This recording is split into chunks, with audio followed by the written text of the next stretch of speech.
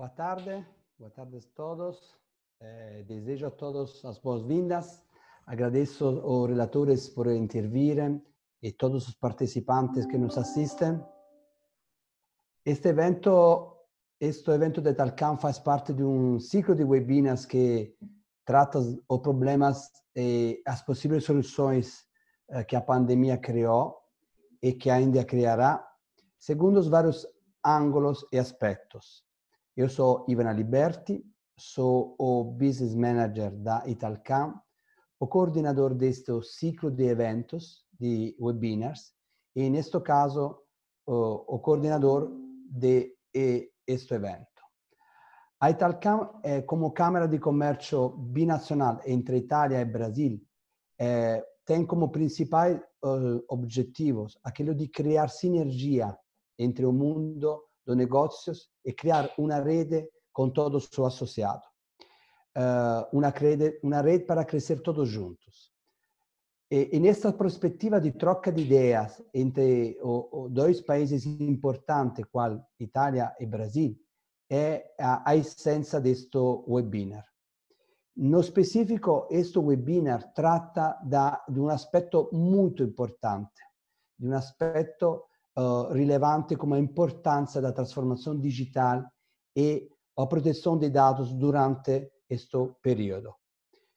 Tenho muita satisfação de moderar este evento que tem a participação de amigos, representantes de importantes empresas ítalo-brasileiras, como a Engineering do Brasil, a Fiat Chrysler Automotive, a Zucchetti, a Makers e Zingales Advogados.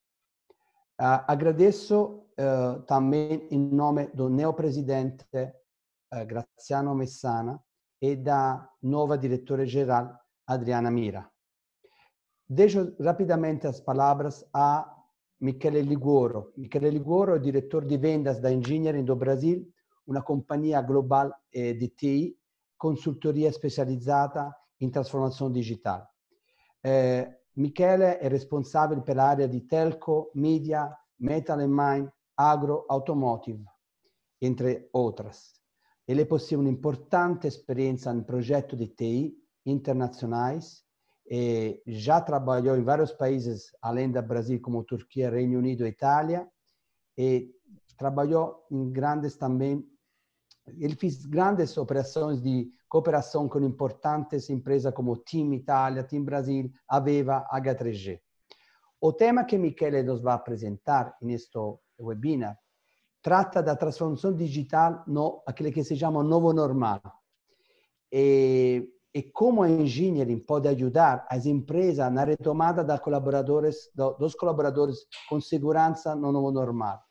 Eu sei que a Engineering desenvolveu na Itália e trouxe para a Itália um novo projeto, mas vou deixar a Michele as palavras neste momento. Obrigado, Michele. Muito obrigado, Ivan. Boa tarde a todos os amigos, colegas conectados aqui. Muitíssimo obrigado para a oportunidade que a Italcam ofereceu para mim e para a Engineering de nos presenciar aqui nesse evento. Perfeito, obrigado pela apresentação. Às vezes eu nem me sinto tão velho, mas depois que você passa por tudo que eu fiz na minha vida, me sinto realmente muito velho. Mas, sim, efetivamente, Engineering, empresa multinacional, nós trabalhamos há muito tempo, inclusive nós declaramos como Digital Company faz mais ou menos 2 anos e meio. O que significa isso?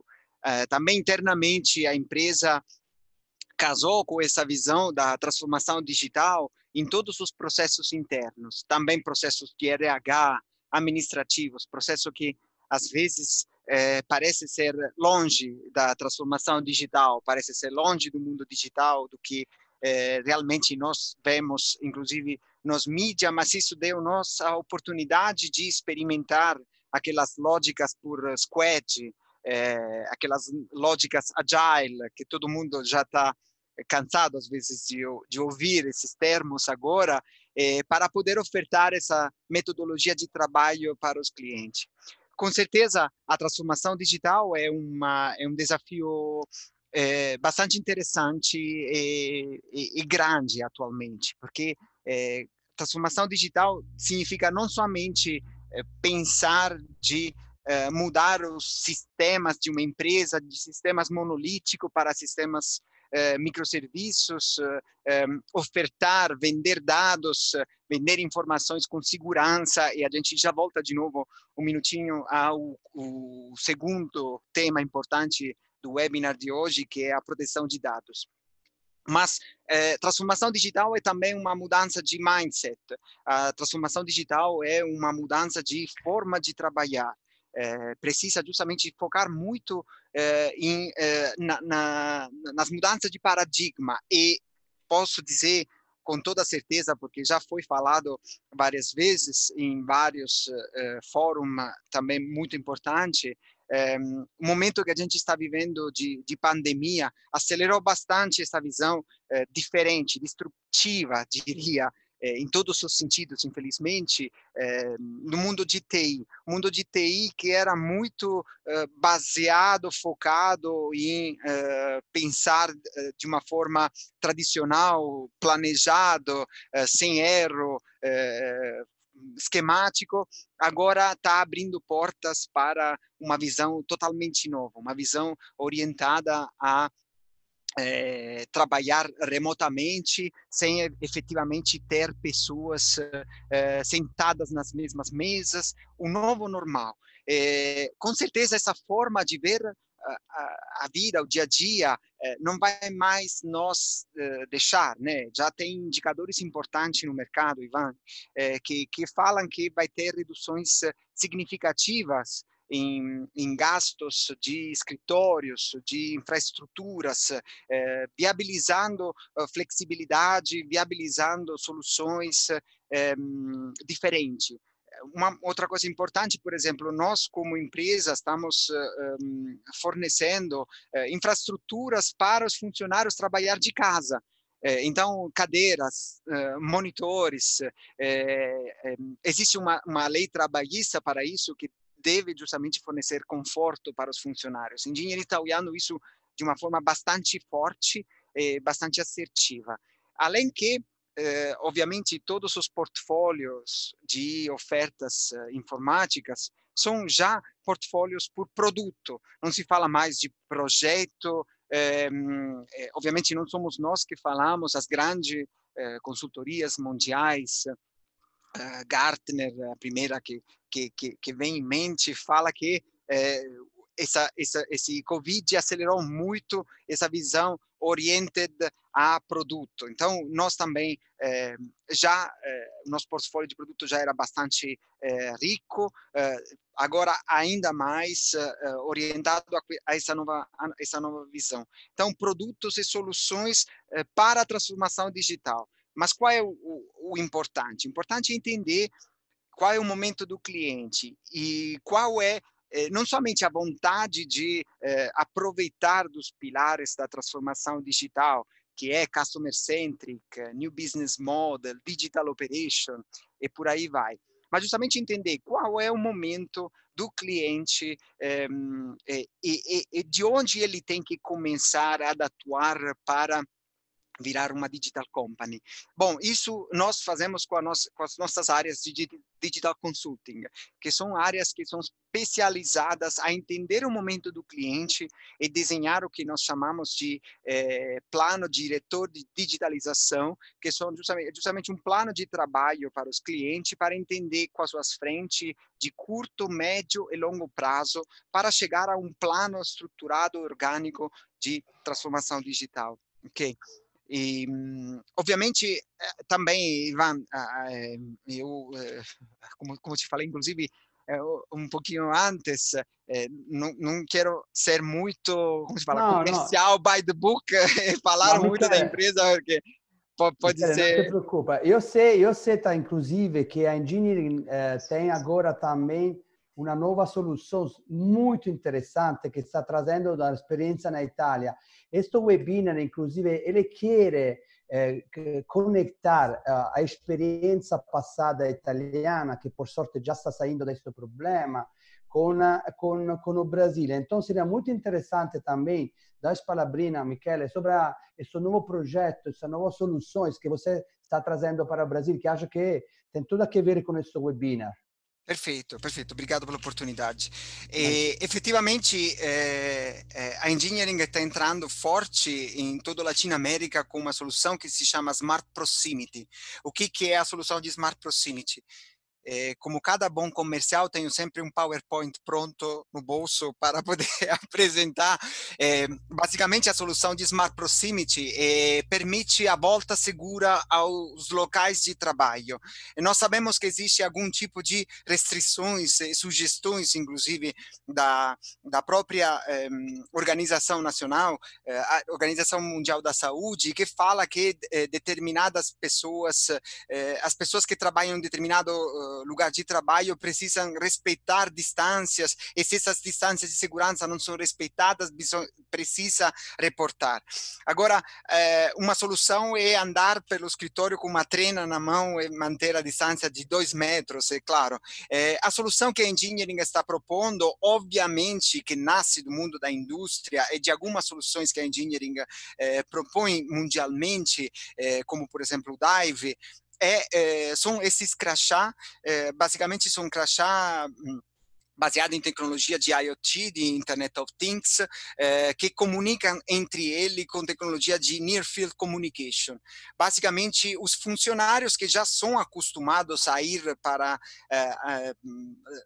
nos escritórios ou nos lugares de trabalho mais variados, como pode ser armazém, navios, oficinas, etc., já são acostumados a ter crachá. Esses são crachá inteligentes que basicamente comunicam entre eles, né?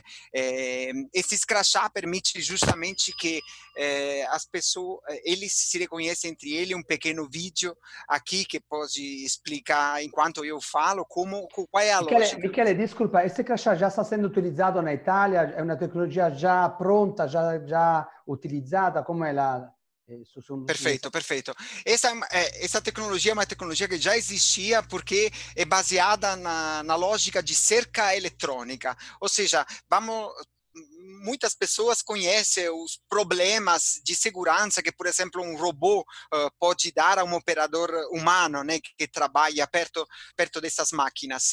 Obviamente, você pode criar cerca eletrônica e o Smart Proximity é baseado em cima desse conceito, ou seja, permite a um operador ser indicado quando a distância não é segura para aquela máquina, né? Aqui vamos ver um pequeno vídeo que justamente alerta a pessoa de azul que está se aproximando muito da pessoa em laranja. Então, esse é um conceito que já existe na indústria há muito tempo e nós adaptamos, infelizmente, a Itália foi pioneira devido justamente ao grande número de casos de coronavírus com esse tipo de tecnologia. Então, já existe, nós usamos o Smart Proximity nos nossos escritórios italianos já, e estamos levando essa mesma tecnologia, essa mesma expertise aqui. Não é somente o crachá que comunica entre eles, mas existe também dashboard, a solução é uma solução cloud-based, então que permite total independência das infraestruturas do cliente, então não precisa instalar servidores, etc, etc. É uma solução que é muito focada na proteção de dados, ou seja, o segundo importante tema desse webinar, porque as informações são informações de ID numéricos, obviamente são sensores, então não existe nenhum tipo de relação direta com os dados do cliente, os nomes, a orientação sexual, o tipo de trabalho, orientação política, que é que tem que fazer depois? A correlação entre o dado do sensor e, eventualmente, o usuário que está usando aquele sensor é a própria empresa. Mas isso pode ser feito internamente, dentro dos sistemas da empresa. E não tem informações de geolocalização, que é outro ponto importante, para não, vamos dizer, ofender a privacidade das pessoas, ou a produtividade das pessoas. Não, esses sensores não servem para monitorar o funcionário de uma empresa, mas para garantir a segurança desse funcionário dentro do ambiente de trabalho. Não sei se foi claro o suficiente, mas então pode ser com certeza usado em vários ambientes, como o vídeo que está rodando embaixo, e em cada ambiente, obviamente, a segurança da pessoa é fundamental. Pode ser usado em qualquer lugar. E mais ou menos aqui você vai ver, inclusive, qual é a estrutura gráfica de configuração, se configuram diretamente na Wi-Fi do próprio cliente, não precisa de infraestruturas específicas, e vamos ser super felizes de fornecer mais informações, No, qualora exista um interesse nisso, Ivan, tá bom? ótimo, ótimo.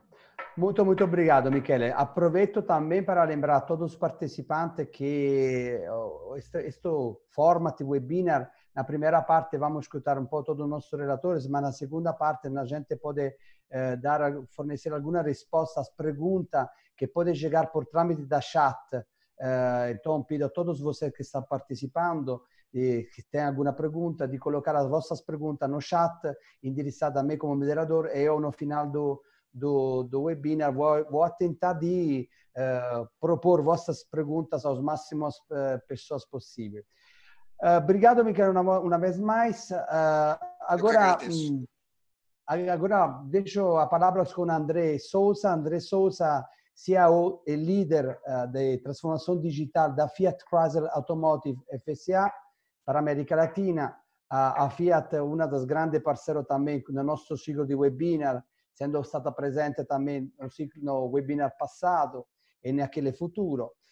O André é formado em tecnologia e processamento de dados, ele possui um MBA na gestão executiva e marketing da FGV, Fundação Getúlio Vargas, e mestrado em logística e transporte na Universidade de Santa Catarina. Ele já tem bastante anos, né, André, na Fiat. Boa tarde, Ivan, demais colegas. Um prazer estar podendo participar aqui desse webinar com vocês, né?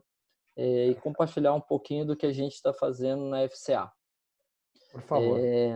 Já tenho 19 anos aqui na FCA, então... É um velho experiente, basicamente. Passei por várias áreas dentro da empresa, dentro da TI, cobrindo várias verticais. O processo de transformação digital na FCA, ele começou alguns anos atrás, quando nós entendemos que os desafios do mercado automotivo, assim como as novas tecnologias, iriam criar paradigmas diferentes e a gente precisava se preparar. E entendendo que a TI, muitas das vezes, ela é a área que, no início, promove esse processo de mudança. É o principal agente, no início, que puxa esse processo. Porque, apesar de a tecnologia ser um grande habilitador, no início ela precisa estar disponível e muitas das práticas elas vêm realmente desse mundo, ou do mundo de software, ou do mundo em si de tecnologia. Então, alguns anos atrás, nós começamos a nos preparar para esse processo, entendendo de que maneira o nosso produto estaria evoluindo. Então, hoje a gente está falando de automóvel elétrico, conectado, no caso do Brasil, um pouquinho mais para frente, talvez autônomo. A gente está falando de um perfil de cliente que muda, né? Então, o cliente que cada vez mais compra através do digital, no sentido de que ele começa todo o processo de compra dentro do digital e evolui nessa jornada. Modelos de negócio que passam a ser diferentes. Então, a montadora, até então, era uma montadora, né? Montava peças e fazia um automóvel. A gente vê formas diferentes de business relacionados a isso. Então, você vê a venda do automóvel como serviço, você vê serviços agregados ao automóvel, você vê o carro conectado como uma plataforma que se integra dentro de um ecossistema muito mais amplo, né? Dentro dos processos fabris, a gente também avaliou uma forte tendência do uso mais efetivo, por exemplo, de tecnologias de simulação, digitalização de processos, você ter a visualização virtual, você ter toda essa simulação para poder antecipar problemas e diminuir a ter que fazer reparos ou ajustes, por exemplo, em projetos de linha pós-aquisição ou a montagem, né? Então, todos esses processos que envolvem a manufatura 4.0 com a coleta e tratamento de dados. Então, nós fizemos todo um trabalho inicial identificando essas tendências e, do outro lado, olhamos quais eram as tecnologias que estavam avançando e que teriam um impacto para nos ajudar nessa jornada, nesse grande desafio que estava por vir. Ou seja, André, desculpa, cioè, você chegou preparado neste problema, estou entendendo bem? Cioè, a FCA já tinha várias medidas que você utilizaram submedida por este problema, é isso mesmo? É exatamente isso. Por que eu estou dando esse contexto? Porque, às vezes, as soluções parecem muito simples, né?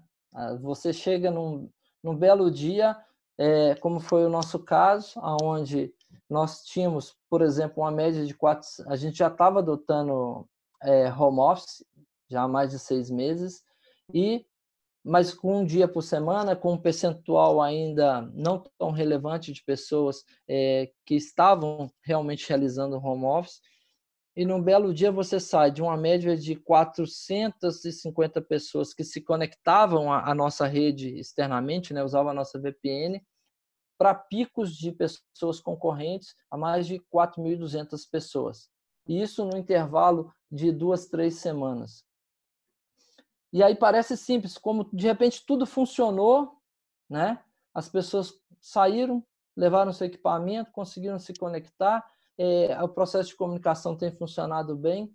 Poxa, parece simples, mas tudo isso está relacionado a uma série de ações que foram iniciadas há 2, 3 anos atrás e que criaram uma base consistente que nos permitiu, no momento de pandemia, ter processos e soluções que já eram, de uma certa forma, mais digitais e que nos permitiam sofrer menos nesse contexto. Então, o que a gente percebeu foi, dentro dos pilares que nós elencamos para trabalhar, e um deles era as pessoas, e a primeira coisa no momento da pandemia foi como garantir a segurança das pessoas, e aí o home office é uma ferramenta extremamente importante, e por trás do home office tem uma parcela de tecnologia importante. Isso simplesmente pode acontecer sem nenhum, vamos dizer assim, sem nenhum transtorno.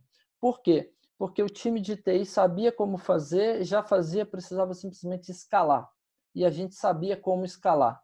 E aí a gente usou a experiência da Itália, que estava à frente, usamos a experiência da greve dos caminhoneiros de 2 anos atrás, porque foi um momento onde a gente teve um volume muito grande de pessoas, né? O time de TI foi o primeiro time a sair de maneira massiva em home office para poder testar rapidamente o que funcionaria e o que não funcionaria. Então, nós saímos, meu time inteiro saiu antecipado. A gente construiu um plano de 3 semanas para levar todo mundo para home office e tivemos que executar ele em 1 semana, né? Mas funcionou bem. Então, primeiro as pessoas. A partir daí, você tem um outro pilar que era proteção do negócio. Como que você faz no momento onde todos os concessionários estão fechados, onde as plantas estão fechadas, mas as contas vão chegar no final do mês, né? As coisas precisam, o business precisa se manter sustentável. Então, nessa lógica, houve toda uma preocupação de como fazer um enxugamento, uma otimização dos custos de maneira muito rápida, né? E, do outro lado, como fazer para chegar nesse cliente que, mesmo remota, mesmo não, com os concessionários fechados, mesmo assim, existiam pessoas ainda interessadas em adquirir um veículo, pessoas que precisavam, né? De que maneira fazer isso viável?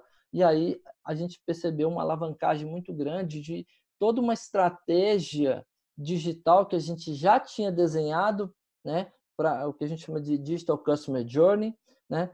Que a gente já tinha construído e que o que a gente precisou foi acelerar esse processo, mas aí com um dealer, com um parceiro nosso que está na ponta, muito mais engajado, entendendo que esse é um caminho para poder viabilizar, e eles também contribuindo com a parcela de, vamos dizer assim, de digitalização da ponta deles, a mudança de processo. Então, assim, a tecnologia é uma espinha dorsal nesse processo, mas a alavancagem, a força, o que aconteceu com a cultura é o que, para mim, fez o processo andar muito mais rápido, né? A gente já vinha num trabalho de mudança cultural, de entender que a gente precisa pensar em modelos ágeis, e aí eu não estou falando dentro da TI, eu estou falando dentro do negócio. Eu estou falando o negócio pensar e construir, implementar processos novos, maneiras de atuar muito rapidamente, né? E a gente tem percebido isso.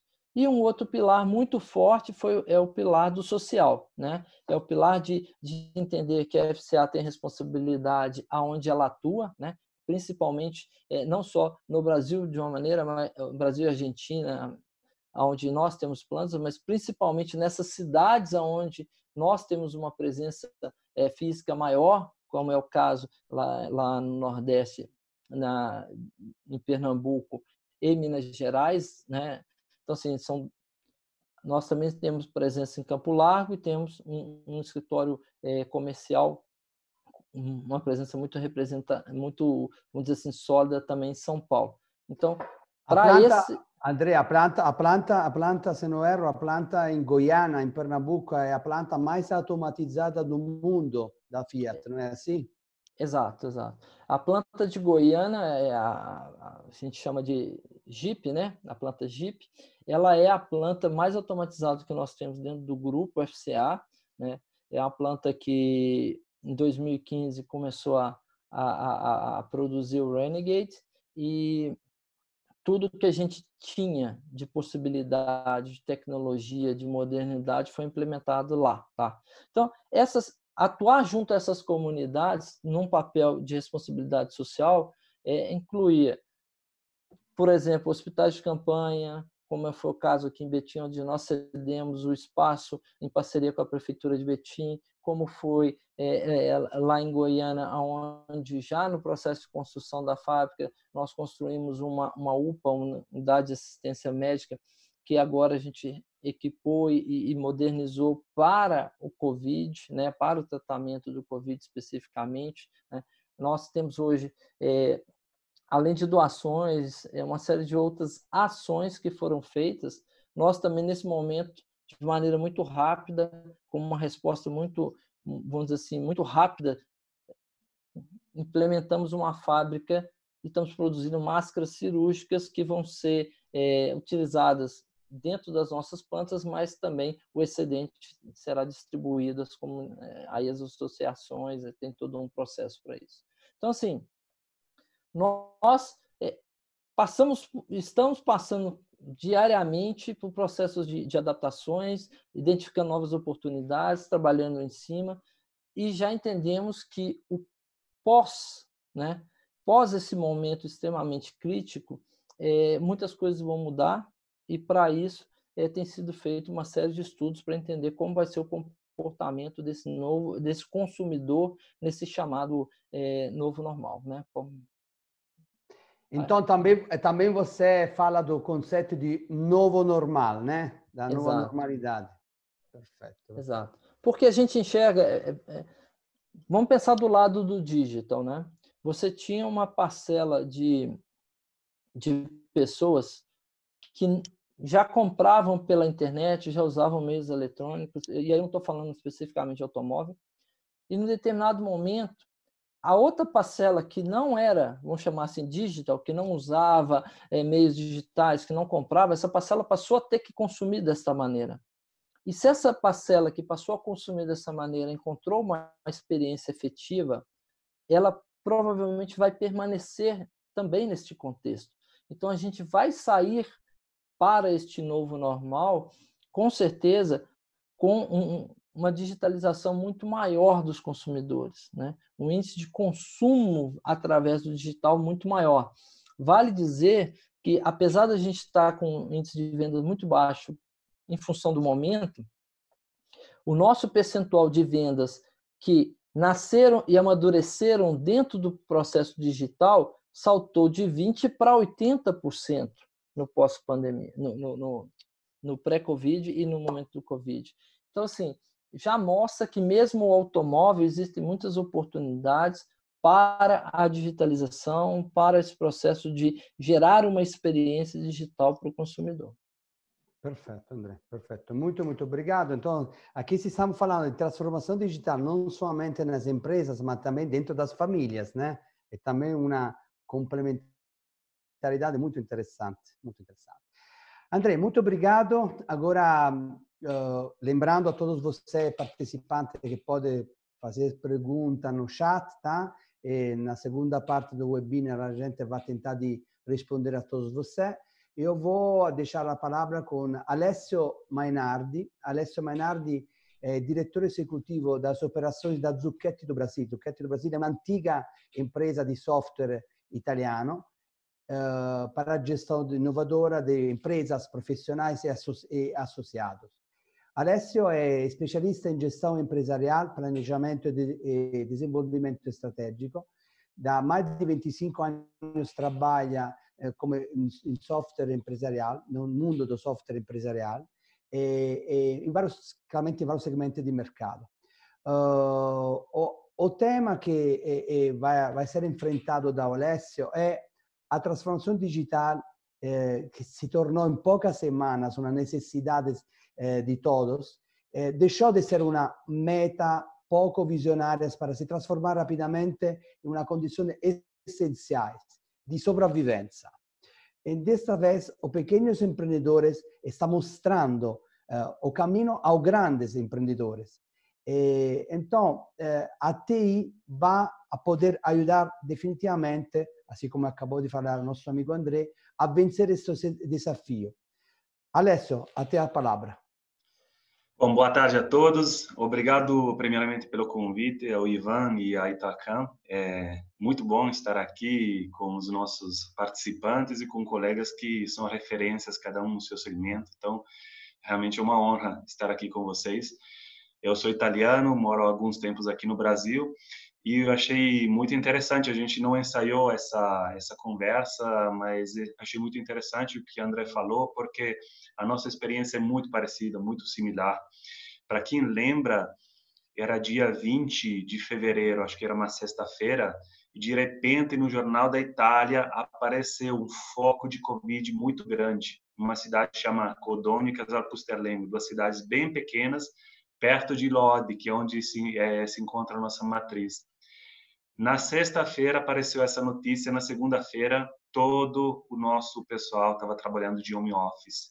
A política ainda estava discutindo as medidas necessárias, mas a gente entendeu como empresa de TI, que a gente precisava preservar a saúde dos nossos colaboradores. Tomamos essas medidas emergenciais, realmente no final de semana, equipe de TI trabalhando duro, né, para conseguir, mas a gente conseguiu porque se preparou para isso. Então foi, às vezes, o que nos segura um pouquinho mais o medo, mas como o André falou, foi simplesmente escalar um modelo que já estava funcionando e graças a Deus deu tudo certo, conseguimos colocar muitas pessoas em seguranças e não deixar as pessoas trabalhar a contato direto uma com a outra, que poderia ter gerado os maiores problemas. E aí tem também essa questão de responsabilidade social, né? Assim como a Fiat Chrysler, que tem tomado algumas atitudes, né, aqui no Brasil, e a gente, na Itália também, a gente procura ajudar de alguma forma, e é interessante que os hospitais falam, olha, mais do que dinheiro, a gente precisa de expertise. Então, a Zucchetti fez um projeto de telemedicina que foi doado para os hospitais que pediram, tiveram mais de 15 hospitais, conseguimos tirar do leito do hospital mais de 4.000 pessoas, basicamente colocando alguns sensores de Internet of Things, né, de IoT, para medir a saturação, medir a frequência cardíaca e para os médicos conseguir controlar remotamente os parâmetros vitais essenciais das pessoas e pegar aquele pequeno número de pessoas que estavam precisando de um atendimento onde a doença estava progredindo e aí sim internar as pessoas. Então, uma forma de tangível, né, de resolver através da informática, da tecnologia da informação, um problema contingente e inventando uma solução que não existia, porque o mundo médico é muito tradicionalista, não estava muito aberto a essas coisas, existia um problema de regulamentação também, mas quando aparece a emergência, todo mundo tem que se reinventar. Então, a gente ficou muito feliz de fazer parte dessa transformação digital num segmento, num momento bem crítico. Bom, para quem não conhece um pouquinho, a Zucchetti é uma empresa que está há 40 anos no mercado e a gente faz software. Então, a partir desse conceito, eu diria que faz 40 anos que nós trabalhamos na transformação digital das empresas, né? Porque a partir do momento que você traz uma solução dentro da empresa, claro, em 40 anos mudou tudo, né? Mas o nosso primeiro projeto, 40 anos atrás, um primeiro cliente foi justamente digitalizar o processo de imposto de renda no escritório de contabilidade. Alessio, mi permette, io sono un contatore italiano, posso confermare che 40 anni atrás eu utilizava o Zucchetti também. Não quero fazer promoção, publicidade, mas é verdade. Todos os contadores na Itália faziam isso. E de lá para cá, acho que a gente não parou mais, porque hoje estamos com mais de 300 mil clientes espalhados no mundo e a gente continua nesse crescimento e nessa garra, claro, ampliando de uma forma muito ampla, né, a forma que a gente está atendendo as diferentes necessidades de segmento e porte de empresas. Mas, apesar de ser um diretor de uma empresa de TI, né, e por definição ser nerd, né, porque você tem que levar com você um pouquinho desse DNA, mas eu gostaria de abordar esse tema de uma forma um pouquinho mais humanista, né? Vendo um pouquinho o lado humano dessa questão da transformação digital, porque as empresas são feitas de pessoas, né? E as pessoas são realmente quem leva a empresa para a mudança. Então, se a gente for parar um pouquinho para pensar o que é transformação digital, transformação é uma palavra que vem do latim, né? Trans, que significa ir além, e forma, né? Ir além da forma atual. E digital vem do inglês, que basicamente a palavra digit, né? Digit, número, né? Dígito. Então, transformar o que nós temos, transformar em números, que é o idioma que o nosso computador entende.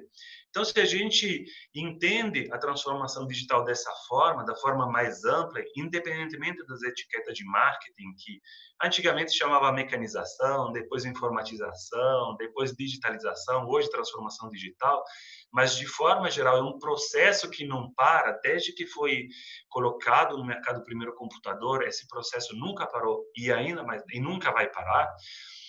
Se a gente entende dessa forma ampla, é claro que vocês podem reparar como nas suas empresas, a transformação, em qualquer empresa, a transformação digital já começou. Pode ser mais ou menos abrangente, você pode ter sido um ator que impulsionou essa transformação ou simplesmente alguém que subiu a transformação, mas isso aconteceu. Vou te citar um exemplo que todo mundo conhece, que é a nota fiscal eletrônica no Brasil. É um pequeno exemplo de transformação digital. E o Brasil ficou na frente de muitos países, né, que a gente chama de primeiro mundo. O país estava na frente já com a nota eletrônica, quando outros países ainda estavam pensando como fazer isso. Então, nesse caso, claro, foi uma imposição do governo que veio, as empresas se adaptaram, mas existem inúmeras outras situações onde a transformação digital não é uma obrigação, não é uma necessidade, mas é uma oportunidade. Então, aqui a gente pode claramente colher.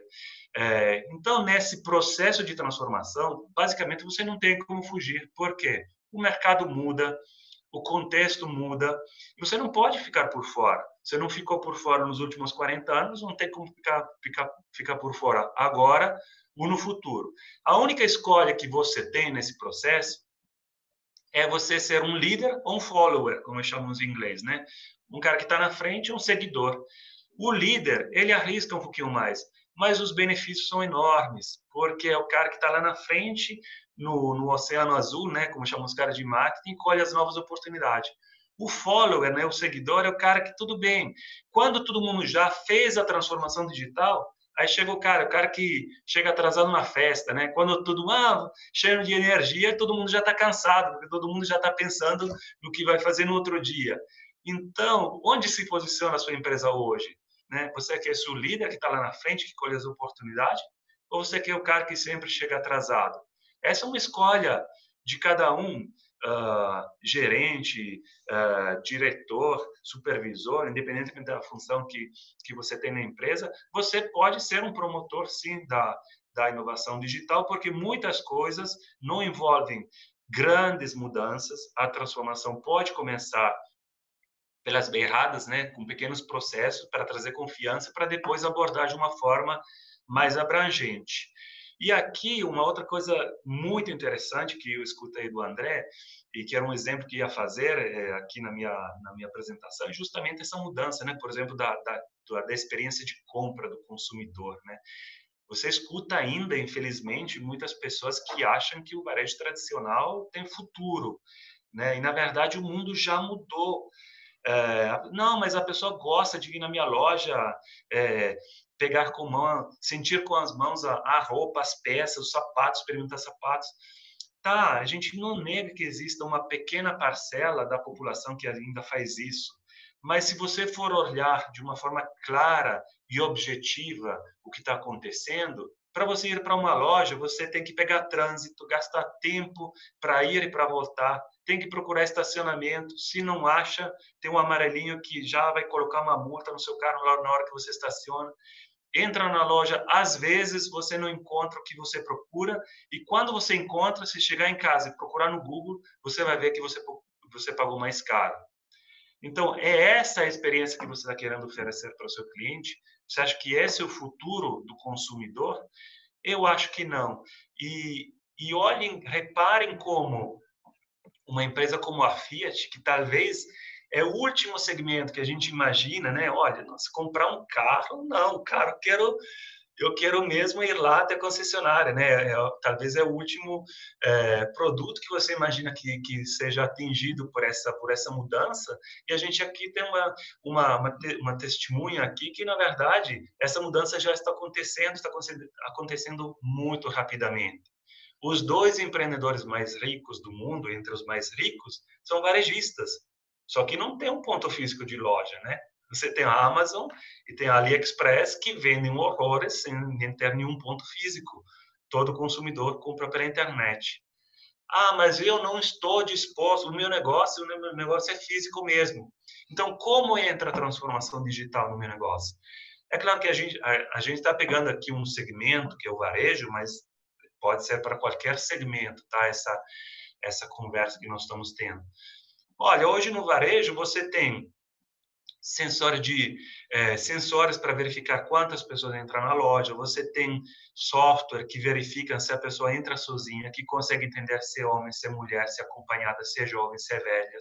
Você consegue analisar os dados para verificar de quantas pessoas entraram, quantas depois realmente compraram, quantas pessoas param na frente da vitrine da sua loja física e por quanto tempo elas param, porque você pode mudar a sua vitrine, né, que é o ponto que chama a atenção, e você vai poder experimentar com técnica de marketing o que mais chama a atenção do cliente, né? Aquela famosa conversão, né? O cliente passa na frente, mas eu tenho que achar um jeito de chamar ele para minha loja, né? Então, nós temos várias tecnologias. Você pode manter o seu negócio físico e, ao mesmo tempo, montar uma loja virtual, conectar com o marketplace, utilizar essa Internet of Things para fazer coleta de dados. Existem inúmeros exemplos de como a tecnologia pode te ajudar a alavancar o seu negócio nesse momento de transformação digital. Aí, o que acontece?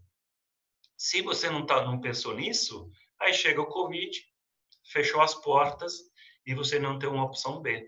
Então, naquele momento que você fechou as portas, você não sabe se você vai reabrir as portas, porque você tem um fluxo de caixa, e isso é trágico, né? É devastante para a economia e para as pessoas que estão por trás da economia. Então, quando você pensa na transformação digital, não é simplesmente algo para você ganhar mais. Claro, a gente está aqui para fazer negócio, mas é algo que segura o teu negócio, que te deixa como uma empresa forte no mercado. É algo que te ajuda a gerenciar melhor as mudanças no mercado. Então, aqui, o que eu diria que... Eu imagino que a gente não conhece, né, todas as pessoas que estão participando desse webinar, mas eu fiquei pensando, por que uma pessoa deveria estar participando? Talvez porque está buscando informações ou porque percebe que ainda não está o processo de transformação do jeito que queria. Então, eu não tenho uma resposta para você, mas eu tenho uma pergunta, né? Se você percebeu isso, por que você não está agindo, tá?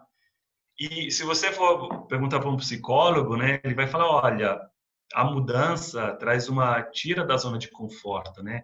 A mudança é desgastante, traz um medo, né? Então as pessoas tendem a ficar paradas, não querem, né? Não querem enfrentar essa mudança. Mas a gente entende que isso é preciso. Então, assim, só para finalizar, e aqui é uma provocação, né? Que eu quero colocar para os nossos participantes. Eu diria assim, né? Claro que estou exagerando um pouquinho, mas eu digo que a mudança é que nem um luto. A gente passa a fase de luto. A primeira fase é a negação. Não, esse negócio não vai me afetar. Esse negócio do e-commerce é uma frescura. Nessa da transformação digital é só para grandes empresas. Isso não é comigo. Tem um concorrente lá que está trabalhando assim, mas logo vai quebrar. Não, meu cliente não precisa isso. A gente sempre fez de outro jeito, né? A fase da negação. E depois, quando você percebe, não tem mais como negar, porque as vendas caem e você percebe que você não está mais conseguindo lidar com isso, aí vem a fase da raiva, né? A culpa é dos outros.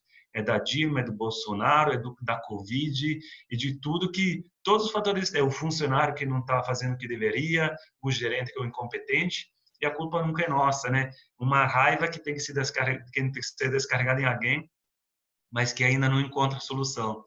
E aí depois vem a barganha, não, tudo bem, vamos agora resolver de alguma forma aquele jeito latino, né, que compartilhamos nós italianos com os brasileiros, vamos dar um jeito, a gente vai conseguir, mas ainda não tem um plano estruturado para fazer isso, né? Até que no final chega a aceitação, opa, talvez eu preciso, né, enfrentar isso de uma forma séria, é melhor parar, pensar e estruturar um plano.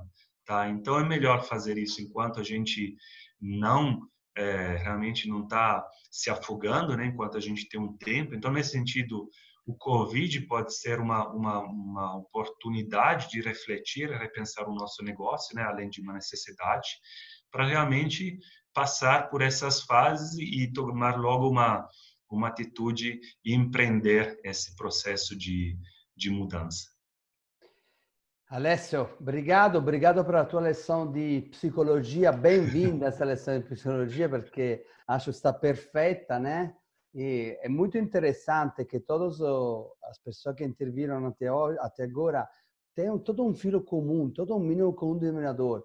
Chegar preparado, ousadia, transformação digital é para a grande empresa, mas também para a pequena empresa, transformação digital é para a empresa e para o consumidor. Então, todo você tem uma única linha que está sendo sempre mais expressa. Obrigado uma vez mais, Alessio. Agora eu vou passar a palavra a uma pessoa muito, muito interessante. É o Riccardo Cavallini, que é sócio fundador. Com esse sobrenome, Riccardo, com certeza italiano, né? De origine italiana, immagino. Sim.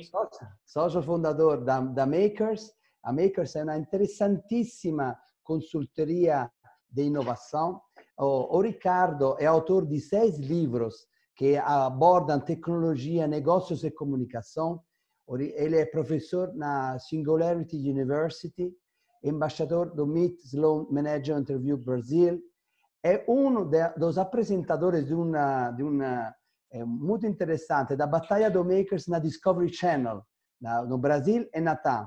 Ele também é colunista em algumas na UOL sobre inovação e tecnologia. Então, é um cara que sabe, né, de tecnologia e de indústria 4.0 e todo este mundo. Ele vai tocar este tema, principais forças de mudança na transformação digital e como podemos trabalhar para minimizar o seu impacto e aproveitar das possíveis oportunidades que trazem. Por favor, Ricardo. Legal. Obrigado, Ivan. Prazer estar aqui. Obrigado pelo convite. Como você falou, eu trabalho bastante com essas tecnologias que a gente chama de exponenciais, né? Impressão 3D, inteligência artificial, internet das coisas, enfim, um monte de tecnologia que já está mudando o cenário do digital mais uma vez, né? Eu trabalho com projetos de inovação para empresas e tudo mais, mas uma parte muito importante desse trabalho também é a produção de conteúdo, também é, por exemplo, os livros que eu escrevi, as palestras que eu faço, né, seja para inspirar ou para ensinar. E uma dessas palestras que eu tenho feito bastante, né, obviamente por causa do que a gente está vivendo, é sobre o impacto que o coronavírus está trazendo para as empresas. É óbvio que esse impacto ele é, de certa forma, uma incógnita, né? Não dá para a gente prever exatamente o que vai acontecer e quando vai acontecer, mas é quase uma unanimidade das previsões que mostram que está existindo uma aceleração das mudanças de comportamento, tanto do consumidor quanto de transformação das empresas, né? E por isso é possível a gente discutir algumas dessas forças de mudança para ajudar não só a planejar esse futuro, mas também a aproveitar possíveis oportunidades. Como eu tenho só 15 minutos aqui, eu vou pegar alguns dos principais pontos, né? Espero que depois surjam algumas perguntas para a gente poder trocar um pouco mais. Mas o primeiro ponto que eu queria trazer é o seguinte: a gente tem falado muito sobre a história do novo normal, né? Agora, o que é importante a gente entender é o seguinte: essa mudança ela não vem de hoje, né? Pra você ter uma ideia, em 1900, um brasileiro vivia, em média, 33 anos de idade, né? Essa era a expectativa de vida de um brasileiro. E as grandes mudanças do mundo duravam, né, demoravam 60, 70 anos para acontecer. Hoje, um brasileirinho ou um italiano que está nascendo vai viver 80, 90 anos na pior das hipóteses, né? Isso sem contar toda a tecnologia que vai surgir na medicina, enfim, todas as outras coisas nas próximas décadas. Então, e as grandes revoluções, elas duram menos do que 20 anos, né? A gente viu a internet, o quanto já mudou, e cada vez mais as coisas estão mais aceleradas. Então, quando a gente fala sobre o novo normal ou sobre o mundo ter mudado, é muito importante a gente entender que, na verdade, o que o Covid está trazendo para a gente é resumir 5 anos em 5 meses, né? Então, a gente não pode se enganar com uma expressão de novo normal, achando que vai chegar no novo normal e aí tudo bem, a gente vai ter que reaprender como esse novo normal e está tudo bem. Porque, na verdade, o normal que a gente vê acontecer nas últimas décadas e vai ver nas próximas décadas é a mudança constante. E o que a gente tem que aprender com isso? Entender uma série de coisas, entre elas que o nosso aprendizado também tem que ser contínuo. A mudança, não importa se eu estou falando do ponto de vista tecnológico ou cultural ou do modelo de negócio, ela também tem que ser contínua. Então, não basta mais inovar, eu tenho que ter uma cultura de inovação, né? Isso tem que ser constante e frequente, né? Esse é o primeiro ponto. O segundo ponto que a gente vê muito com a história do Covid como exemplo, e a gente já sabia disso, é que absolutamente tudo à nossa volta pode ser melhorado, né? A gente está acostumado a achar que inovação é só o novo iPhone ou é o foguete que está indo para a Lua, mas não é, né? A gente tem um exemplo muito interessante aí, inclusive que surgiu da Itália. Vocês conseguem ver esse pedacinho de plástico aqui? Isso aqui é uma válvula de respirador e os hospitais na Itália começaram a ter falta dessa válvula. E por causa da alta demanda, os fabricantes não conseguiam mais produzir e vender essa válvula. E aí alguns makers se juntaram e usaram a impressora 3D para produzir isso aqui numa impressora 3D, né? O que é interessante é o seguinte: essa válvula ela era vendida para os hospitais por $11 mil. E o que foi feito pelos makers custou centavos. É óbvio que eu sei que nesses $11 mil você tem custo de desenvolvimento, você tem o lucro da empresa, você tem distribuição, você tem custo de certificação, você tem patente, você tem um monte de coisa, mas não dá para você achar que é normal cobrar um pedacinho de plástico desse $11 mil, né? Então, quando a gente olha isso e olha para os hospitais, começando a perceber que eles poderiam criar soluções, não só com uma válvula, a gente está vendo uma série de empresas hoje fazendo respiradores, ainda que alguns sejam mais simples, mas respiradores a 1/10, sabe, 1/20 do custo dos respiradores, a gente percebe o quanto as coisas podem ser melhoradas. Então, acho que é importante ter esse aprendizado de que inovação não é só um novo iPhone, pode ser inovação de produto, mas também pode ser de cadeia de suprimento, pode ser inovação de produção, de projeto, de processo. Tem um monte de coisa que a gente pode melhorar dentro e fora da nossa empresa, que também é inovação, né? O terceiro ponto que eu queria trazer aqui é o seguinte: a gente fala muito sobre a tecnologia, e eu amo tecnologia, então é normal que a gente tenha uma certa confusão, mas é muito importante entender de que não é uma mudança de tecnologia. É óbvio que ela tem base tecnológica, né? Seja internet, seja a transformação digital que a gente fala, mas a grande mudança ela é cultural e de negócios, né? Quando a gente olha para a quarentena agora, a gente vê, pô, muita gente está aprendendo a usar o software de vídeo, muita gente está aprendendo a fazer a primeira compra, mas a mudança não é o aprendizado desse software, né? A mudança é aprender, por exemplo, trabalhar de maneira remota, trabalhar de maneira distribuída, né? Isso, entre outras coisas, vai acabar forçando que muitas empresas tenham hierarquias mais horizontais, que tenham profissionais mais independentes, que as empresas começam a fazer menos cobrança por hora e mais cobrança por resultado, né? Então, hoje, ainda que a gente olhe essa mudança de uma maneira ainda muito da tecnologia, é muito importante entender que a grande mudança ela é cultural, né? E o que é importante entender no momento que está vivendo é que muita gente, muitas empresas, se a gente conversar com 10 empresas, pelo menos 8 vão falar sobre isso, tinha um preconceito muito grande, tinha uma resistência muito grande ao home office, ao trabalho distribuído, ao trabalho remoto, ou não acreditavam que seria possível fazer, né? Ou de repente abrir o e-commerce e começar a fazer venda pelo WhatsApp e tudo mais, não acreditavam que seria possível, ou achavam que era um projeto que dentro da empresa ia durar 5 anos. E estão fazendo isso em 3 meses, 2 meses, 1 mês, né? Às vezes 1 semana. Então, é muito importante que, apesar que isso pareça autoajuda, é muito importante que a gente tem que entender que para mudar, basta a gente acreditar, né? E um dos grandes entraves para a mudança é a resistência das pessoas. Mudar cultura é muito mais difícil do que aprender uma nova tecnologia. Então, por isso é importante também que a gente aproveite esse momento, porque as pessoas, as empresas estão muito mais abertas para essa mudança, né? Então, é importante que, além do trabalho remoto, além da loja online, além de vender pelo WhatsApp, a gente também olha para dentro da empresa que mais a gente consegue acelerar, que mais a gente consegue mudar. Porque essa é uma oportunidade única para as empresas, né? E eu queria trazer também um quarto ponto, que acho que é um ponto que tem a ver também com o assunto que está discutindo, mas eu acho que é uma questão que também o Covid vai ter um grande impacto, que é a questão da privacidade, né? Muita gente não entende a importância da privacidade, principalmente quando a gente fala num país como o Brasil. O brasileiro médio, ele pensa que não é um problema tão grande. Ele pensa assim, eu não faço nada de errado, né? Então eu não preciso me preocupar, né? Ele acha que o maior incômodo de não ter privacidade é ele falar sobre carro e aparecer um banner do carro, ele falar sobre liquidificador e aparecer um banner de liquidificador. Mas a privacidade é muito mais importante que isso. Começa pela questão de segurança, né? Seja cair num golpe, ser hackeado, ser roubado, né? Então, quanto menos privacidade, mais risco nisso. Agora, não é só isso. Tem outras possíveis consequências mais sutis e que as pessoas talvez não pensem num primeiro instante, né? Então, desde coisas corriqueiras como um produto ficar mais caro para você, né? Então, pode ser um produto simples ou como uma passagem de avião, ou pode ser algo mais grave, como o convênio médico que você vai contratar vai ser muito mais caro para você, ou de repente até mesmo negado, né?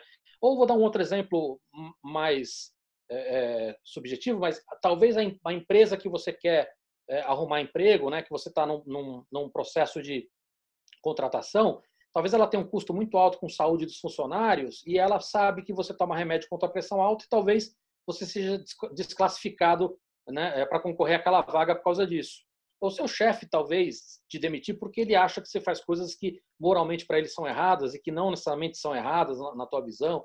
Então, ainda que a maioria ache que não deve nada, né, é muito mais complexo. E eu aposto que a maioria das pessoas iria entender um pouco melhor a privacidade se ela soubesse que essas informações que colhem sobre a gente também são usadas para controlar o que é mostrado para você, né? As pessoas acham, óbvio que elas sabem que quando vê a TV, elas sabem que aquele conteúdo foi escolhido por alguém, por um editor, pela emissora, mas elas acham que na internet não, elas acham que só porque elas escolheram os amigos delas nas redes sociais ou elas entram no site que ela quer ler, ela acha que ela está escolhendo o conteúdo, e não é verdade.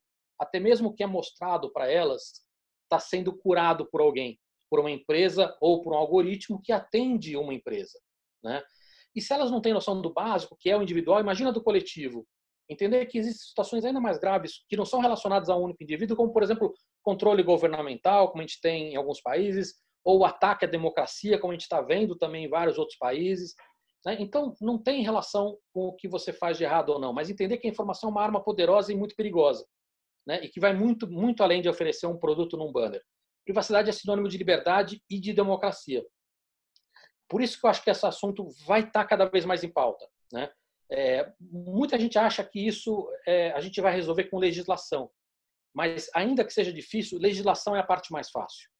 Para que isso funcione, a gente também vai precisar que as pessoas entendam os direitos delas, que a gente tenha agências reguladoras fiscalizando isso, que exista uma cobrança por parte da sociedade, né? Isso é mais relevante, principalmente num país como o Brasil, porque o Brasil está muito atrasado do ponto de vista cultural em relação a esse assunto. Ele não entende a necessidade do direito de expressão, ele não entende a necessidade de importância de imprensa livre, boa parte não sabe nem mesmo o que é ditadura. Né? Você tem gente fazendo protesto na rua pedindo ditadura. Aí ficam bravos quando você diz que é um absurdo. Eles acham que estão no direito de fazer protesto e falar o que querem. Mas eles estão pedindo uma ditadura, justamente algo que não deixaria nem eles fazerem protesto, nem falar o que querem. Então, essa falta de cultura também incide na questão de privacidade. E o brasileiro foi adestrado a não ligar para isso, né? Liberar várias informações naquele primeiro aplicativo de Facebook engraçadinho, dar nosso CPF para toda farmácia que a gente vai comprar alguma coisa, dar informação para qualquer prédio comercial que a gente visita. Imagina a segurança que tem esses prédios. É nenhuma. Né? Então, isso vai ser cada vez mais difícil, porque a gente também tem um monte de tecnologias novas, como inteligência artificial e CRISPR, etc. e tal. Então, a gente fala de biometria, DNA, reconhecimento de voz, de face, de movimento. É uma loucura o que vem por aí. Né? Eu, há 20 anos atrás, num dos meus livros, eu falei que o conceito de privacidade ia mudar. Né? O conceito de privacidade antigamente era o seu direito de permanecer anônimo. Hoje não é mais. É o seu direito de controlar a informação que é capturada de você. Que não dá mais para você evitar que essa informação seja capturada. Né? Agora, tem uma questão de custo-benefício que é importante a gente entender. Né? As pessoas têm muito isso na cabeça. Então, vou dar um exemplo. Há muitos anos atrás, um parque temático na Europa, né, é o Legoland, ele botava uma pulseira nas crianças e nos pais, e eles usavam a informação de tracking dessas pulseiras para tomada de decisão. Que brinquedo está sendo usado, que horário, onde as pessoas param para comer, etc. e tal, né? Para de repente botar um outdoor ali para fazer propaganda. Mas por que os pais usavam isso? Porque se uma criança se perde, eles conseguiam localizar rapidamente essa criança. Então, o custo-benefício sempre foi uma porta aberta para a coleta de dados. A grande questão é que, em todos os casos, é muito comum se mostrar o benefício em troca da aquisição de dados e não em troca de informar como serão esses dados utilizados. Né? E se esconde como vai usar, quando vai usar, quem vai usar, para quem vai usar. E agora, na história do Covid, né, a gente está vendo isso acontecer. Você tem muitos municípios pelo mundo usando informações para salvar vidas, o que é ótimo. Eu sou a favor disso. Mas eu queria saber também como essa informação foi colhida, quem que vai usar, como vai usar, quando vai usar, para que vai usar, quais os propósitos. A lei já permite flexibilização num momento como esse, né, num momento emergencial. Mas eu não sei se você sabia e as pessoas sabiam que essas informações que as cidades estão usando, elas já eram colhidas. Elas já eram usadas há muitos anos por outras empresas. Né? Eu provavelmente estou nessas bases. Você também, as pessoas que estão aqui me escutando também. Vocês sabiam disso? Vocês deram autorização para isso? Vocês sabem como essa informação tem sido usada? Vocês sabem para quem que ela tem sido vendida? Né? A gente já pensou nisso? Então, o grande dilema da privacidade é que a gente só vai ter privacidade a hora que a gente entender a importância dela. O problema é que talvez a gente só entenda a importância dela a hora que a gente tiver perdido toda a nossa privacidade. Esse assunto é muito relevante para as empresas porque as coisas estão andando muito rápido. Então, a gente tem que olhar para isso com muito carinho.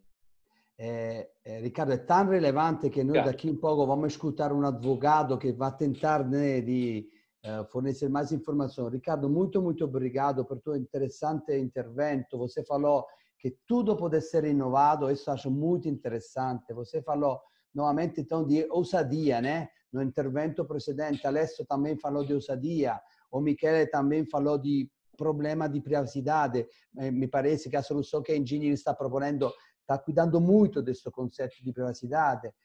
Você falou que mudar é só acreditar. A FCA, André nos representou falando, olha, nós chegamos pronto a um problema porque nós também usamos, nós queremos mudar. E no último você falou de privacidade e de segurança. Agradeço novamente e aproveito para introduzir o Rodrigo Zingales. O Rodrigo é membro do COJUR da Italcam. O COJUR é o Comitado Jurídico da Italcam, um comitato muito importante que a Italcam tem na honra de organizar. Ele é coordenador do grupo de economia digital dentro do COJUR. Alma da Italcam. É um advogado especialista em direito de concorrência, regulação e direito digital.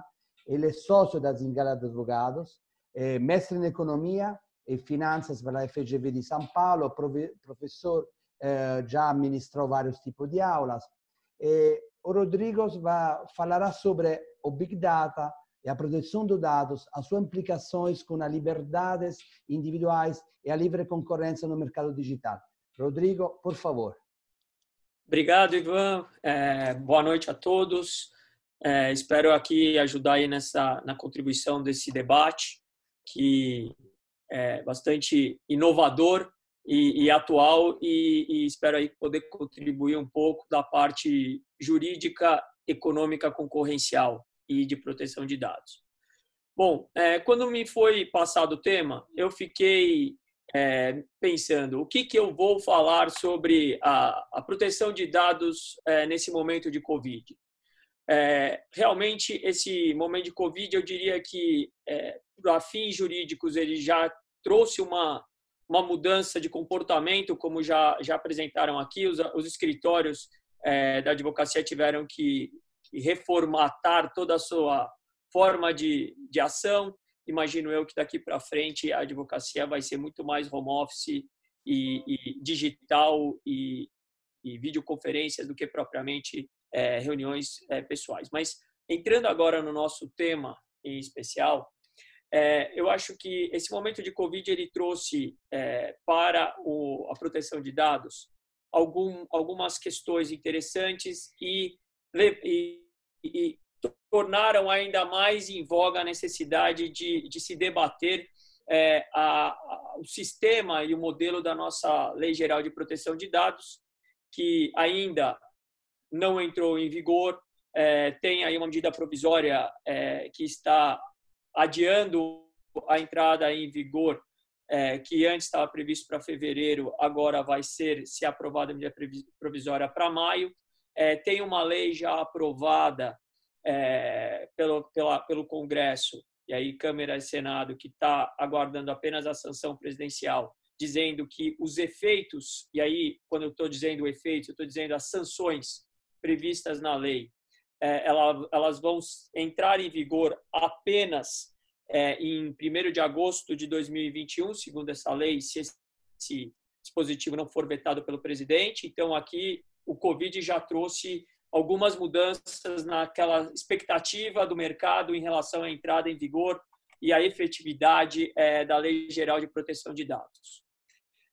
Além disso, um outro tema interessante que a Covid nos trouxe foi uma medida provisória editada pelo Poder Executivo, pela Presidência da República, 954, e aí o que o Ricardo comentou, das operadoras de telefonia serem obrigadas a passar para o IBGE os dados de todos os seus usuários de telefonia, basicamente os 200 milhões de brasileiros.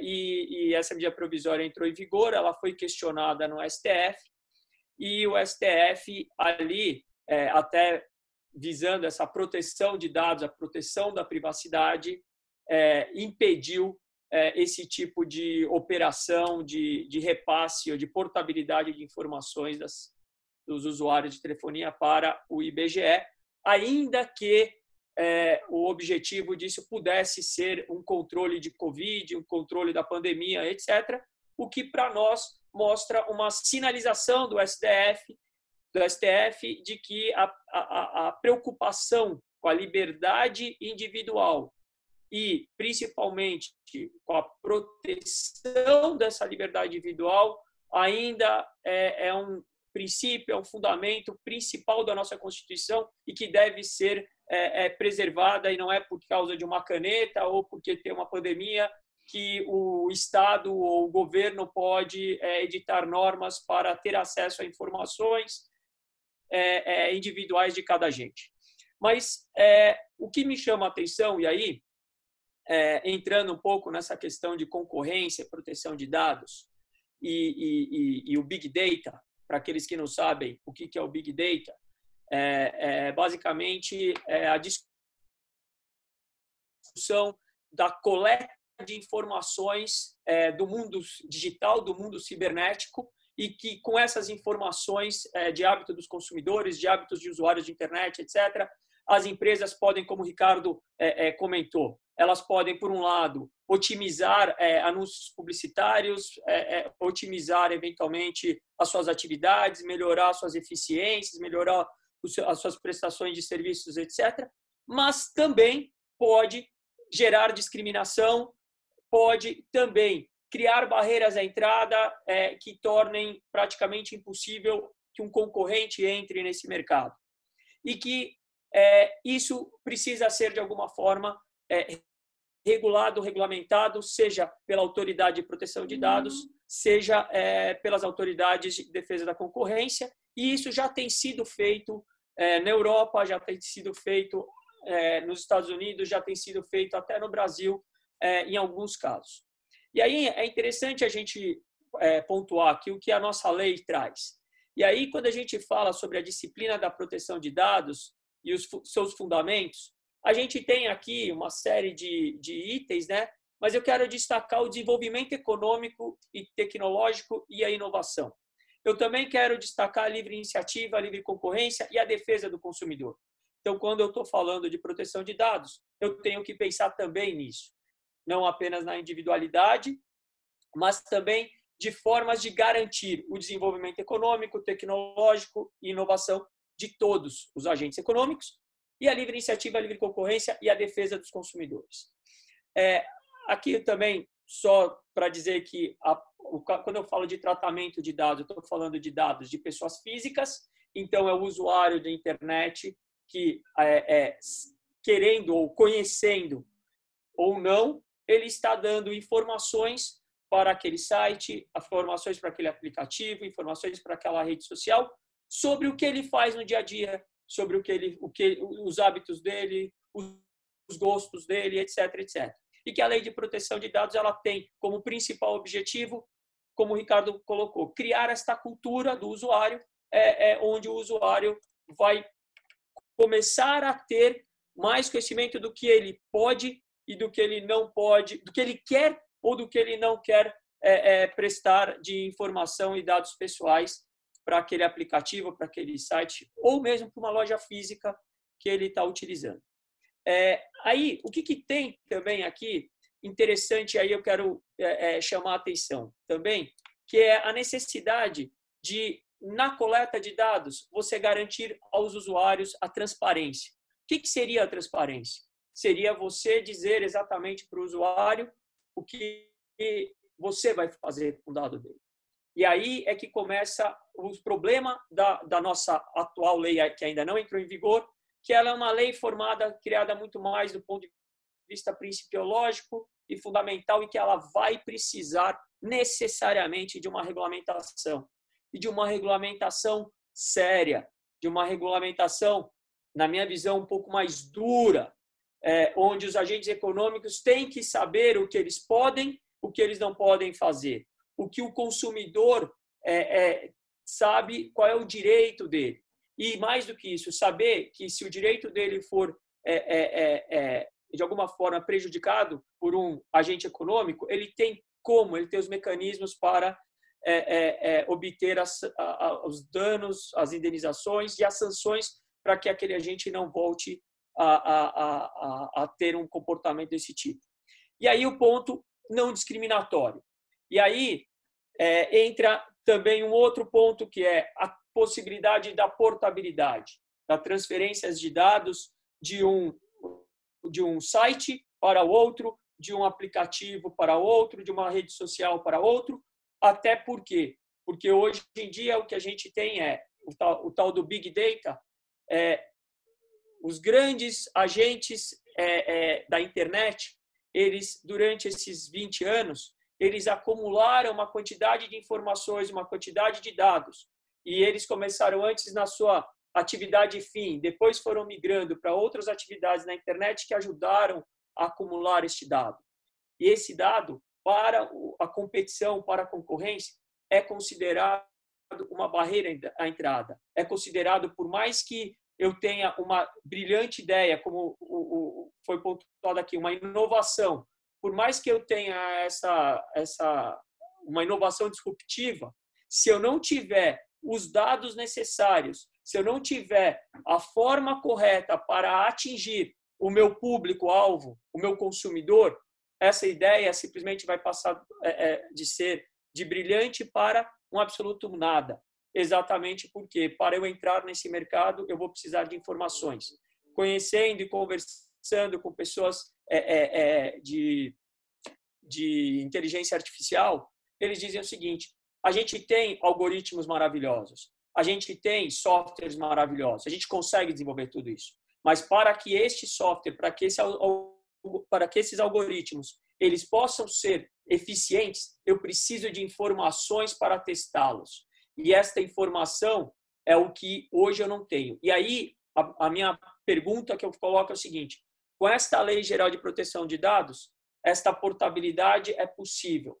Porém, a nossa lei não traz essa regulamentação sobre essa portabilidade. Como será essa portabilidade? Eu vou criar um padrão. Por quê? Porque se eu, agente econômico A, crio um sistema e um modelo para coleta de informações, e esse sistema, esse modelo, ele é considerado e tratado como segredo industrial meu, eu não vou precisar ou não terei a obrigação de transferir esses dados para um concorrente meu, exatamente porque eu tenho um segredo industrial ou de propriedade intelectual. E aí a gente tem aí a importância, e aí outro problema da Covid, que tudo isso vai depender da regulamentação da autoridade nacional. A autoridade nacional, que é a ANPD, ela está prevista para ser criada desde agosto do ano passado. Tem notícias que era para os diretores serem nomeados no final do ano passado, depois no primeiro semestre desse ano, passou o ano passado, passou esse ano, e nada da nomeação dos diretores. E o papel desses diretores é fundamental, porque são eles que vão definir a regulamentação. Um outro ponto importante aqui que eu queria chamar a atenção, e aí é basicamente nos algoritmos, e aí trazer um pouco da experiência europeia para nós brasileiros. Então, hoje a gente tem uma lei que é formada em princípios, que não está definindo e regulamentando itens importantes da lei, etc., etc. E aí o que a gente vai fazer?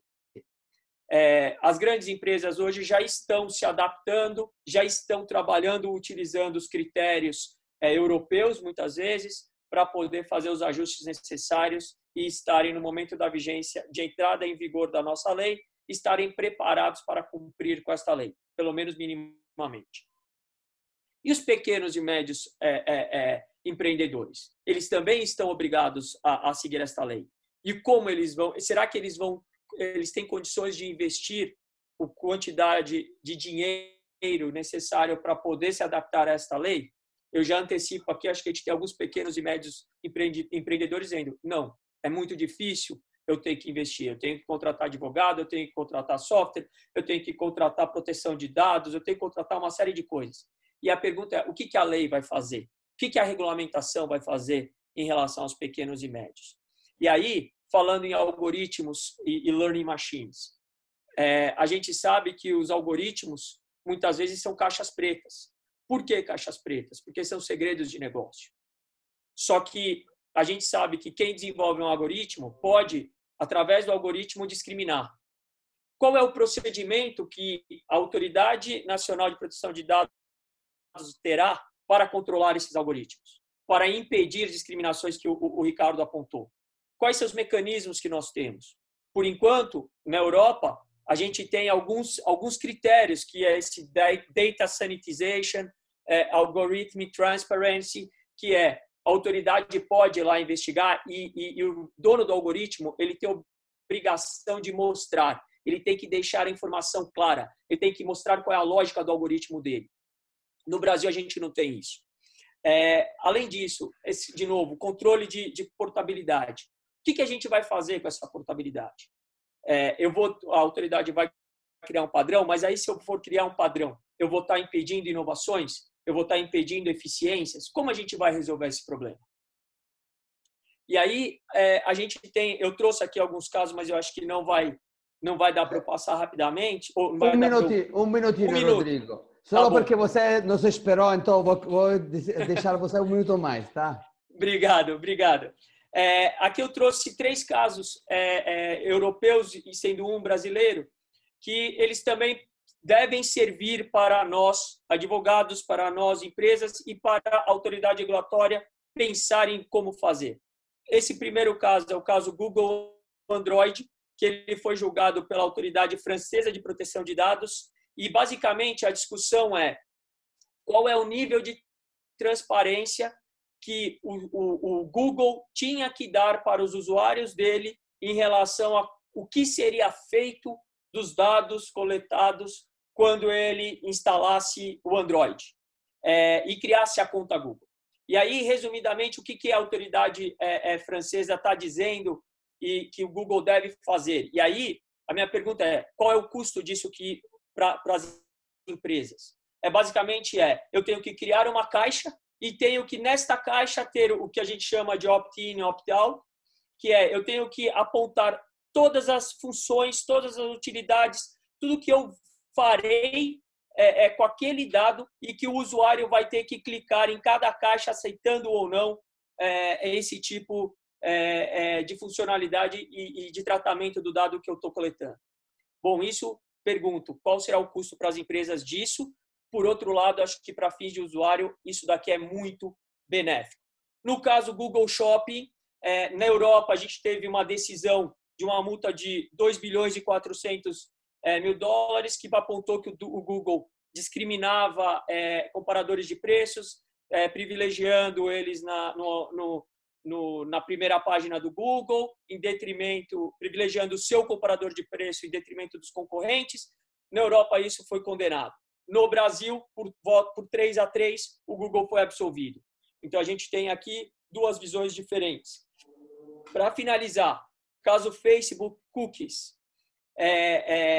a autoridade alemã de defesa da concorrência, ela analisou o quê? A forma de coleta dos algoritmos. E o que ele fez de interessante aqui? O Facebook ele pegava todas as informações de todas as plataformas Facebook e otimizava a sua publicidade. A autoridade antitruste alemã, ela utilizou não só as regras de defesa da concorrência, como também as regras da Lei Geral de Proteção de Dados, para dizer que aquele tipo de conduta do Google, ele gerava um problema competitivo. E aí, a questão será que quando eu tenho uma posição dominante, eu, como agente dominante, eu tenho que me resguardar mais do que o pequeno e médio? E aí, olhando essa defesa, eu entendo que sim. Então, eu, como agente dominante, eu tenho que mostrar para o meu usuário mais acessos a informações e eu tenho que evitar e impedir que aqueles acessos de informação que eu tenho vão prejudicar a entrada de novos concorrentes. Bom, eu acho que é mais ou menos isso que eu tenho para passar. Muito obrigado e desculpa a velocidade. Não, imagino que o tema é muito complexo, ainda é novo aqui no Brasil. Na verdade, provavelmente na Itália começou a enfrentar esse problema um pouco mais cedo, mas é muito, muito interessante. Agradeço novamente, Rodrigo. Vamos lá, gente. Vamos agora para algumas perguntas rápidas. Temos mais ou menos ainda máximo 15 minutos. Então, vou pedir a todos vocês de ser rápido, conciso e pragmático. Michele, então, uma primeira pergunta um po' tecnica. Se o software que você é do Smart Proximity possui uma API para integração com outro software? É uma pergunta da parte de Pedro Barbosa. Não, perfeito, muito obrigado. Vamos dizer que agora não existe mais nada sem API, né? A API é um must to have. E, inclusive, queria aproveitar para agradecer as intervenções dos outros palestrantes, extremamente interessantes, muito bom, muito rico, eu diria. E sim, é claro que o Smart Proximity, principalmente a parte Analytics, que oferta depois esses gráficos que a gente mostrou muito rapidamente aqui, tem um API Manager, tem uma parte de exposição de microserviços, inclusive, para todas as integrações com os sistemas legados do cliente, né? Então, as informações descaracterizadas dos sensores ficam na nuvem para uma rapidez de implantação, mas elas podem ser consumidas utilizando API. Isso é já uma prática de mercado, sendo um software novo, não podia não ter isso. Então, a resposta é certamente sim, 100% API, 100% inclusive desenvolvido com tecnologia container, Kubernetes. Aí eu já estou falando grego, não sei se todo mundo vai entender, então, mas tá ótimo assim. Michele, sempre por você para uma outra pergunta. Além destas soluções muito inteligentes, smart proximity, quais são outras estratégias, soluções que a Engineering utilizará para ajudar as empresas nesse novo normal? Perfeito. As tecnologias são as tecnologias disruptivas, como se usa falar, que permite justamente uma possibilidade de aliviar um pouquinho a carga de OPEX que as empresas têm com sistemas legados. Muito se faz no Go-to-Cloud, muito se faz para ajudar as empresas a ter infraestruturas mais leves. Então, pensando em movimentar aplicações, criar aplicações mais leves, que consomem menos infraestrutura, que permitam uma eficiência operacional maior. Com certeza, a parte de IOPS também, uma frente muito forte, com sistemas que se autogerenciam, utilizando, por exemplo, trend de uso, trend de manuseio das informações, manuseio das infraestruturas. As frentes são muitas, Ivan, tá? Realmente, para cada uma, a gente deveria aprofundar um pouquinho mais. Mas, por exemplo, outra é toda a parte colaborativa, né? Tem várias ofertas, inclusive de grande player. Me permito de dizer, porque é um nosso grande importante cliente, também na Fiat se usa muito toda a suite da Google para a parte Office. É uma ferramenta potentíssima de cooperação e de trabalho, inclusive de pessoas que ficam em lugares diferentes. Você pode editar documentos, mesmo estando em lugares diferentes, com mais pessoas acessando ao mesmo documento, sem perder a consistência do documento. São muitas as frentes, sinceramente, da transformação digital. Seria muito extenso e talvez um pouquinho pesado agora para todos. Mas nós ajudamos as empresas em todas essas frentes, justamente pelas nossas parcerias estratégicas com todos esses vendedores para produtos próprios nossos que nós ofertamos no mercado brasileiro e latino-americano, ok? Perfeito. Não, imagino que tem várias soluções, mas é importante saber que tem, com certeza, a Smart Proximity é uma destas. Obrigado, agradeço muito, Michele. André, uma pergunta para você. Quais tecnologias você acredita serão mais alcançadas naquilo que a gente está definindo novo normal e contribuirão para a transformação digital na vida das pessoas? Primeira coisa que o que mais vai contribuir serão as pessoas, né? Então, pessoas capacitadas, com espírito de inovação, né? Com um pensamento de que as coisas muitas vezes podem ser feitas de maneira mais simples, de maneira mais objetiva, né? A gente tem visto muitas tecnologias que não são novas, mas que neste momento, por exemplo, as pessoas estão pensando e usando-as de maneiras diferentes. Então, a gente vê, por exemplo, um WhatsApp que virou uma grande ferramenta de e-commerce.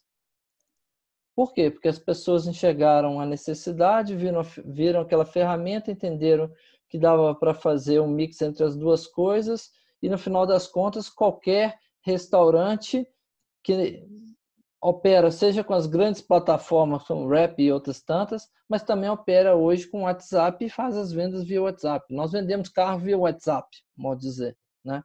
Então, assim, primeira coisa são as pessoas com essa capacidade, criatividade de pensar que é possível fazer algo de uma maneira diferente e não ficar na sua zona de conforto. E para isso, obviamente, precisam estar preparadas também. Segundo, eu vejo que os meios de pagamento eletrônicos eles estão crescendo de uma maneira assustadora. Eu tive na China ano passado em uma missão com concessionários e outros diretores do grupo também, e o parceiro financeiro nosso da Fiat em si, e aonde, por exemplo, uma diretora que nos recebeu na Tencent, que é uma grande potência tecnológica, falou: olha, tem 2 anos que eu não coloco a mão em dinheiro. Tem 2 anos que não sei o que é pegar numa cédula. Por quê? Porque é tudo no celular. E a gente está vendo esse avanço muito rápido. E com essa questão, ainda mais das pessoas criarem um pouco agora essa situação de não tocar nas coisas, pode ser contaminado e tudo, a gente vê que esses meios vão alavancar muito mais. Você pega um governo brasileiro, por exemplo, pagando uma assistência para pessoas que nunca tiveram conta corrente na vida e que, de repente, você passa a ter uma base gigantesca de pessoas que passam a usar um aplicativo de carteira eletrônica, que é como se fosse uma conta corrente, né? Então, isso gera uma inclusão muito grande. Então, eu acho que a primeira coisa é a digitalização do dinheiro. É algo que vai gerar um avanço e uma habilitação muito grande. Por quê? Porque quando você digitaliza o dinheiro, você digitaliza com ele toda a informação dessa cadeia. E aí, quando você digitaliza toda a informação dessa cadeia, o entendimento sobre comportamento e consumo, ele vai para outra escala, né? Óbvio que, como o Ricardo disse, existem, tanto o Ricardo quanto o Rodrigo disseram, existe uma série de aspectos a serem considerados. Mas o que a gente tem percebido é que as pessoas, muitas das vezes, eles querem mais transparência de como os dados estão sendo usados do que dizerem que não usem os meus dados. Se isso traz uma conveniência, se isso traz uma comodidade, se isso traz um produto mais adequado para o que eu preciso, as pessoas estão plenamente de acordo de ceder os dados, mas elas querem saber para que os dados serão usados. A gente percebe muito mais essa necessidade dessa transparência. Então, eu acho que, de um lado, você tem o comportamento humano mudando e pensando mais nesse processo, em cortar caminhos, vamos chamar assim. Do outro lado, você tem um dinheiro eletrônico, vou chamar dessa maneira, que gera uma massa de dados e você tem a inteligência artificial. Então, para mim, a soma dessas 3 coisas vão gerar uma revolução muito grande no relacionamento empresas-consumidores. E aí eu estou falando exatamente nesse ponto, empresas, consumidores, a transformação gerada por isso. Obviamente que a transformação gerada para dentro das organizações é uma outra história. Tá bom? É isso. André, muito obrigado, André. Seguindo com a pergunta, também avisando, tem várias participantes que estão pedindo as apresentações do Rodrigo, do Michele. Não tem nenhum problema, você no convite vai aparecer a e-mail da Italcam. Pode enviar uma e-mail a Italcam pedindo a apresentação mais desejada e a Italcam vai responder a você fornecendo toda a apresentação e outro tipo de informações. Passando a outra pergunta, agora é por você, Alessio. Alessio, do que você vai precisar uma empresa, que você acha que vai precisar uma empresa que queira embarcar no processo de transformação digital? Bom, primeiramente, Ivan, se você me permite, eu acho, de novo, o que o André falou muito interessante, porque fugindo um pouquinho da lógica dos esquemas políticos e das questões partidárias, mas quando foi feito um estudo sobre matar todo o sistema tributário brasileiro, substituir todos os impostos pela CPMF e traduzindo isso em matar o dinheiro físico, né, e taxar as transações, eles fizeram um estudo lá que basicamente você estaria carregando 12% a transação, mas assim, chutando por cima. Se você compara isso com a carga tributária que nós temos hoje, é um número absurdamente inferior. Isso significa que você, utilizando uma tecnologia que já existe, que é o meio de pagamento digital, você acaba com roubo em banco, você acaba com várias situações, você acaba taxando situações, inclusive, de ilegalidade. É claro que quem recebe propina não vai gostar de ver o seu dinheiro rastreado, então existem alguns empecilhos práticos para que, de repente, haja um consenso nesse sentido. Mas acho que é um caminho traçado. Assim, antigamente ninguém usava cartão de crédito ou de débito, hoje grande parte da população. De novo, trazendo aqui a minha experiência como italiano. Eu aqui no Brasil compro pão com cartão de crédito, na Itália eles me xingam se eu compro com cartão de crédito coisas pequenas. Então, em algumas coisas aqui, de novo, o Brasil talvez está um pouquinho mais frente do que alguns países europeus.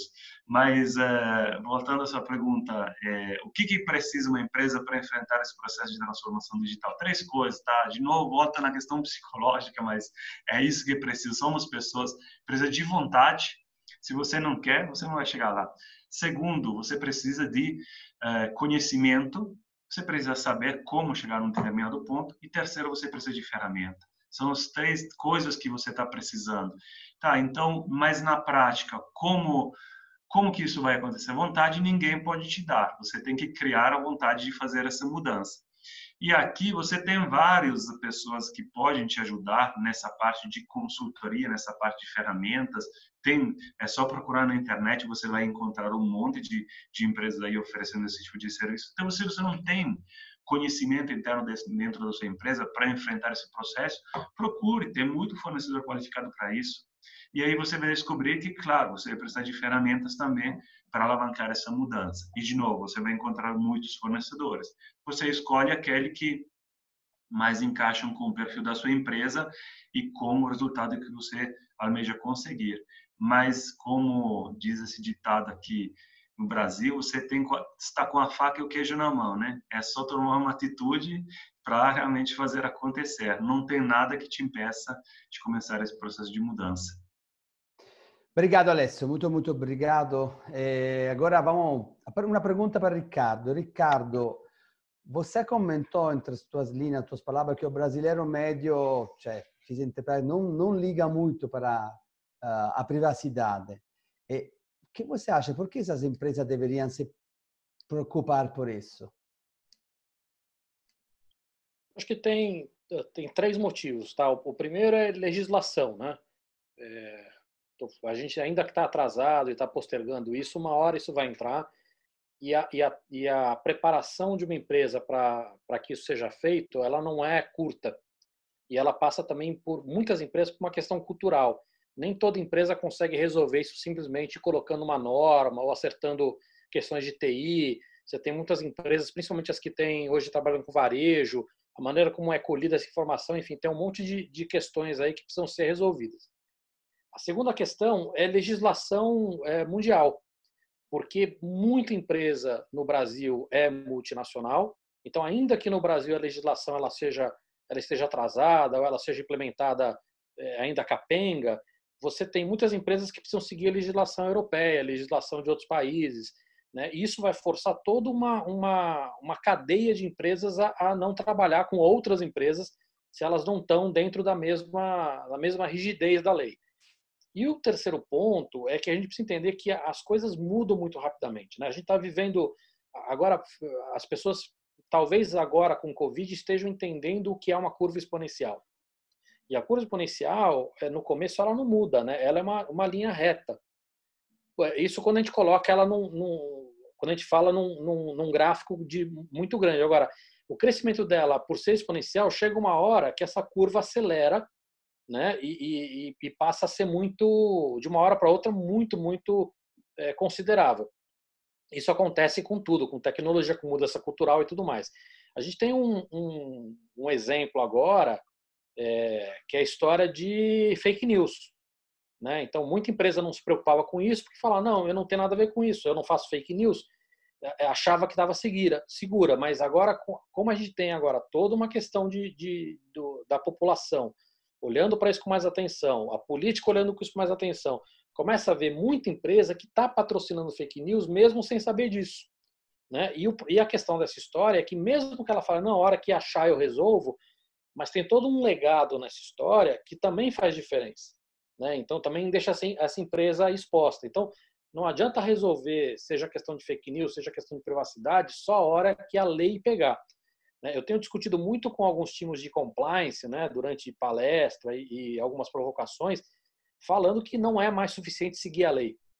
Né? A gente precisa começar a olhar para a ética. Não, óbvio que a ética é importante, óbvio que o compliance sabe que a ética é importante, mas o que eu quero dizer é o seguinte, que as coisas estão atropelando, né? Então, e a população, a sociedade, de uma hora para outra passa a cobrar alguma coisa que ainda não é lei, né? Porque a lei é mais lenta do que a mudança cultural.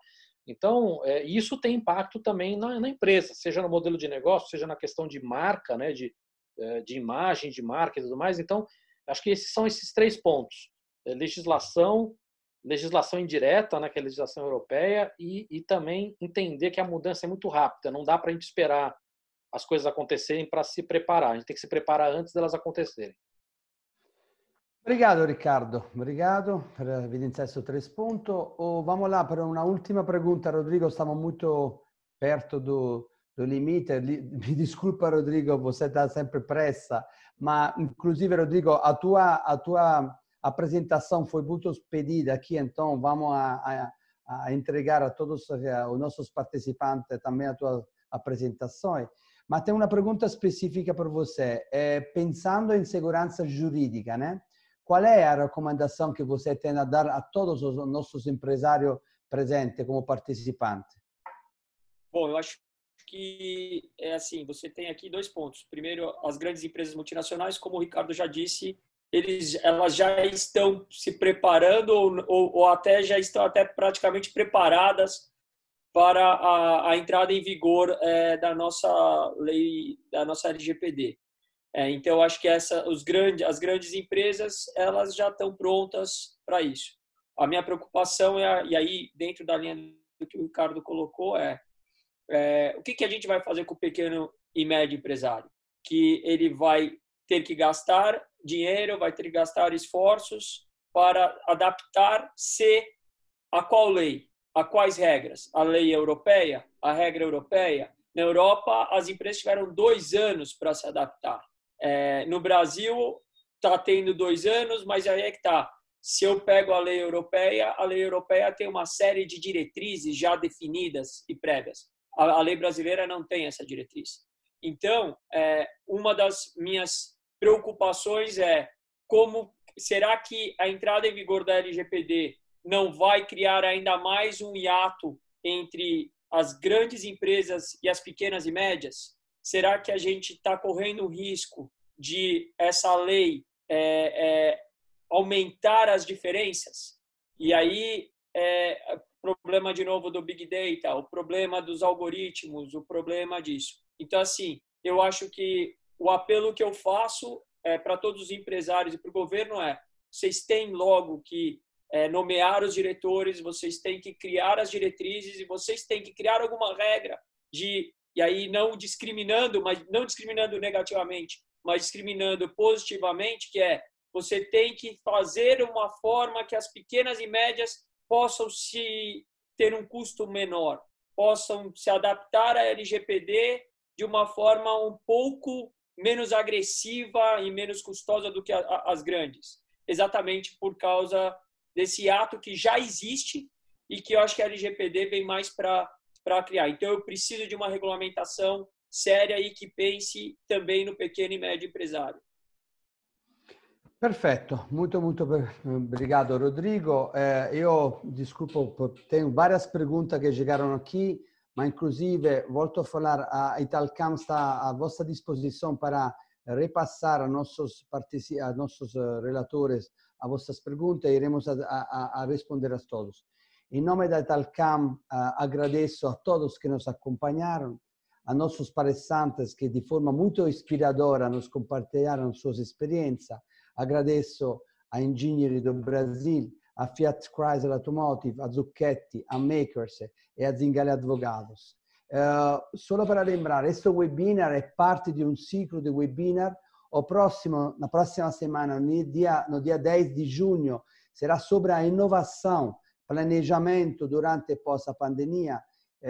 Irão intervir várias empresas interessantes, ítalo brasileiro como Proton, Custom do Brasil, FI Group, FCA Isvor, e será coordenado da uma ilustre coordenadora, Carla Rossetti, que é coordenadora da Relações Exteriores e Promoções Comerciais do Investimento da Fiesp. Muito obrigado a todos vocês. Siga-nos, por favor, nas nossas mídias sociais e respeite a norma, seguida. Obrigado, boa noite a todos. Boa noite. Obrigado, boa noite. Obrigado, boa noite.